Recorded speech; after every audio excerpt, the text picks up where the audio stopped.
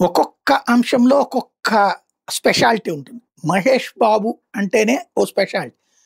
మామూలుగా 'కృష్ణ' అయితే రోజుకి 10, 15 ఏడాదికి 10, 15 సినిమాలు తీసేవాళ్ళు. బోలెడంత మందికి ఉపాధి లభించేది. 'మహేష్ బాబు' ఏడాదికి ఓ సినిమా తీస్తుంటారు. అందులో హిట్ అయినా, ఫెయిల్ అయినా తన కష్టం తను పడతానే ఉంటాడు.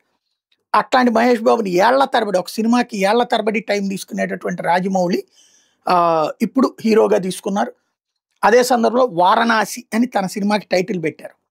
ఆ 'వారణాసికి' సంబంధించినటువంటి ఒక టీజర్ లాంటిది రిలీజ్ చేస్తే విపరీతమైనటువంటి వైరల్.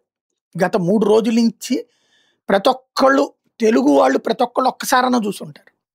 అదే సమయంలో ఇతర భాషల్లో కూడా చూస్తున్నారు. విపరీతమైన వైరల్ అవుతుంది.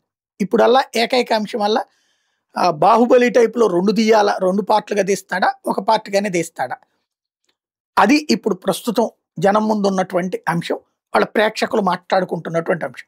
'మహేష్ బాబు' కెరీర్‌లో ఇదొక స్ట్రాంగ్. ఇప్పుడు 'ప్రభాస్' కెరీర్‌లో 'బాహుబలి' ఎట్లాగో, 'రాణా' కెరీర్‌లో 'బాహుబలి' ఎట్లాగో, 'మహేష్ బాబు' కెరీర్‌లో ఒకప్పుడు 'మురారి', ఆ తర్వాత రోజుల్లో 'పోకిరి' ఇట్లా ఒక సర్ప్రైజ్ ఎలిమెంట్, ఒక టర్నింగ్ ఎలిమెంట్ ఉంటది.